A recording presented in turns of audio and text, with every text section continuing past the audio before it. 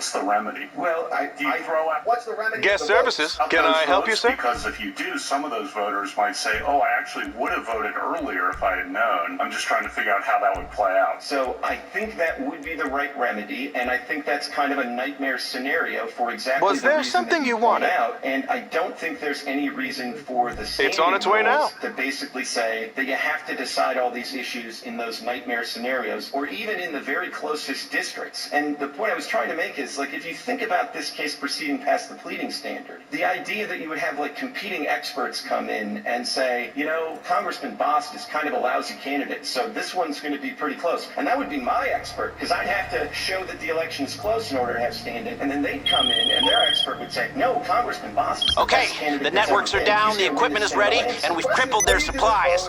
Mrs. Rackman has written our check and given us the green light. We're good to finally move on that submarine and stop this threat once and for all.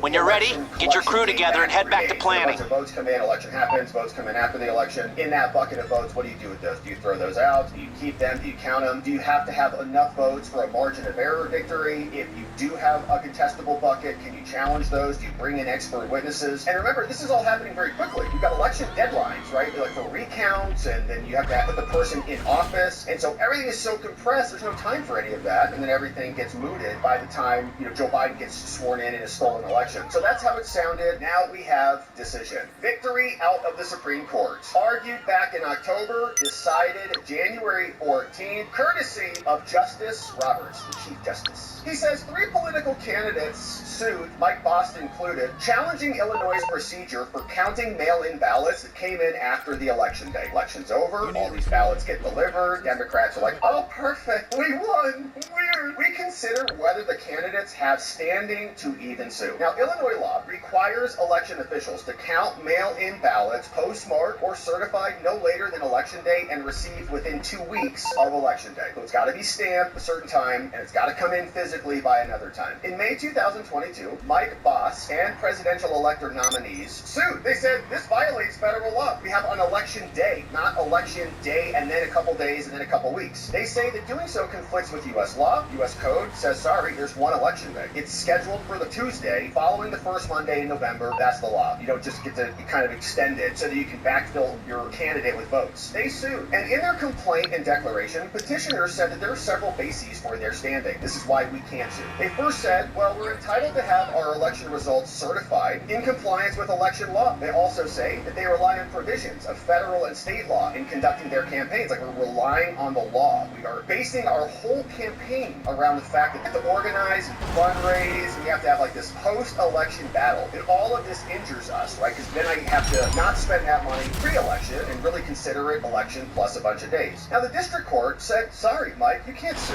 the lower level judges. You can't sue on this. Illinois can do whatever it wants at rigging elections, so let them. So they say, you lack standing. Mike Bost had lost the case originally. He appealed it. 7th Circuit said, sorry, you lose again. You have no standing. Now, that court concluded that the costs of monitoring vote counting, no, sorry, that's not a harm to you. If you have to go count votes and like battle this thing after the election is over, that's not actual harm, and you need actual harm to have standing, and so since you don't, your case is dismissed. The court also said he won big time anyways. He won his last election with 75% of the vote, so there is not any harm anyways. Like, he's going to win anyway, so it's not even within the margin of error. So it dismissed it all, and then he appealed. We granted cert, and now we are here. So, more background. Under Article 3 of the Constitution, in order to be able to sue, you actually have to have a personal stake in the case. You can't just say, well, I'm really upset this is happening to somebody else, and I'm going to sue for them. It doesn't really make you a party. There are mechanisms for that, right? Class actions and other things, but you got to kind of be connected to the suit. Bost has an answer. Obviously, I have standing. I clearly have a personal stake in the election because, I'm running for office. I'd like to win. And the rules being changed are literally in the game that I am playing. Now, an unlawful election rule can injure a candidate in several ways, says John Roberts. It might cause him to lose the election, pretty big one. It might require him to spend more money. It might decrease his vote share. It might damage his reputation. He might win by a big number, thousands of votes, big percentages, and then you wake up the next morning and everything's weird because water main breaks. Fulton County. But they contend that Congressman Boss failed to adequately plead any harm. Like, he didn't say that any of those actual harms applied to him. Roberts says we need not resolve whether anyone's right, because winning and doing so as inexpensively and decisively as possible are not candidates and their only interest in an election. To start, candidates obviously have an interest in a fair process. They are not common competitors in the economic marketplace. They're trying to represent people, and their interest in that prize cannot be severed from their interest in the electoral process. Win or lose, they suffer if the rules are not followed. Elections should reflect the will of the people, and there must be a fair process. All pretty obvious stuff. Now, the harm that these candidates are suffering are not common to everybody. It's for them. So a candidate is a little bit different than the public, right? If it harms everybody, then it's not really harming you. So if you need standing and you need to show harm, it's gotta be personal to you. It can't be like, well, this hurts everybody. It hurts all my constituents. It hurts the public at large because the election's not fair. If it hurts everybody, then it really hurts nobody. And so you have no standing. But they say that's not what a candidate is. It's a unique person. It's like the player on the field. It's not the audience who is out there watching the game. Rules that undermine the integrity of this undermine the legitimacy of the winner. The counting of unlawful votes, the discarding of lawful votes, all of it undermines the legitimacy of the elections. And so candidates are not mere bystanders. They're involved. Here, a sports analogy. Each runner in a 100-meter dash, for example, would suffer if the race were unexpectedly extended to 105 meters. The fastest to run the dash didn't win 100 meters. They won 105 meters. So they have to plan for that extra 5 meters if you're going to change the finish line. Now, the dissenters dismiss these harms. They say, oh, so what? These are not personal and individual grievances. They're general. And they say that if you want standing, there needs to be some substantial risk, not that there's going to be reputational harm or financial cost or campaign expenditures. The harm must be way more substantial. It must be connected to actually losing the election. And Boss wasn't going to lose. He wins by 75%. So there's no real risk to him at all of this rule change, is what the dissent is going to say. But that approach from them finds no support in Article 3. In the case or controversy requirement, saying that there needs to be some substantial risk or anything, like it needs to be a certain level, that's not found in the law. And it's practically untenable, as it is undemocratic too. Like, we're only going to consider rule changes if you lose? Well, what if Boss is a good candidate that's going to win by a large margin, but this impacts a bunch of other candidates of smaller margins? Boss can't sue because the rules aren't harmful enough to him, even though they are harmful. Premising standing on a candidate's risk of election loss or failure to achieve a certain threshold could channel these disputes to shortly before an election day. Only then will candidates be able to predict the outcome, and then they'll be able to make the arguments about the margin, so they can only sue again within a really limited time if that's the standard they have to meet. Even if they could muster evidence right before the election, then we're going to make judges act as political prognosticators and say, well, actually, I think that the election is going to be within 5% or within 2%, or actually he's going to win by 50%. And so no standing for him, but some standing for you just based on the margin. Where's that in the rule? Roberts says it's not. Judges are no better qualified to make that determination on winning or losing than a candidate. Even if they could, this approach would channel many disputes into litigation, and that's not what we want to have happen. So if you add monetary harm, then you'll see that there is harm. Acknowledging this much, there is reasonable probability that there's going to be discrepancies in late arriving ballots, and so if there is a close margin, then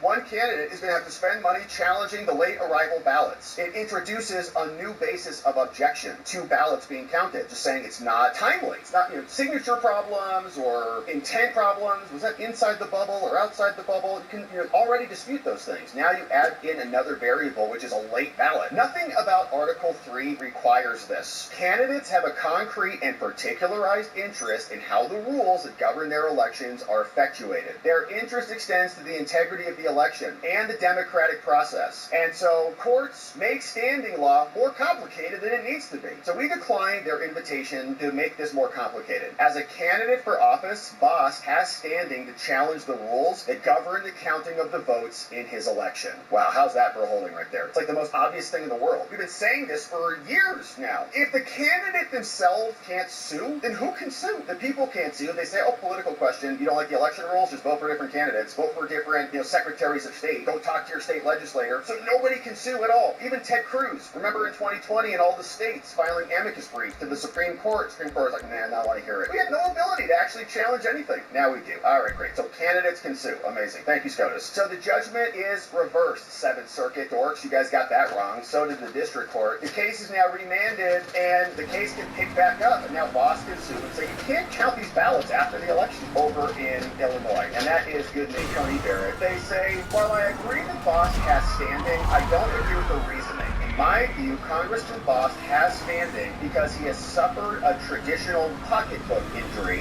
not because of his status as a candidate. Okay, so the harm is different. In this case, he does have to spend money. Financial harm is enough. So Kagan and Barrett are going to take that. That causes standing. It's personal harm to him because he has to spend money, which is broader, actually. A plaintiff must establish standing at the time of filing. Pocketbook harm is traditional Article 3 injury. So there's no special carve-out for candidate standing. And as long as you suffer a pocketbook injury, you have standing. So that seems even more expansive than what the court has done. It's interesting that Barrett and Kagan are joining on this. Now, rather than take a straightforward path, the court actually charts a novel one. The court makes no attempt to demonstrate that a candidate needs only to be a candidate in order to have standing. And this is apparently, they say, a new standing rule for candidates, which is interesting. I mean, who else would have standing if a candidate doesn't have standing in their own race? So, more practical realities. In other words, candidates shouldn't have special treatment. So, he does have standing, but for a different reason. So, I think I would call that in the majority. So, we're looking like this is a 7-2, is what I would say. So, Justice Jackson and Sotomayor are dissenting. Let's take a quick look at Jackson's dissent, because she's kind of nuts. Under our standing precedents, she says, this is easy, ...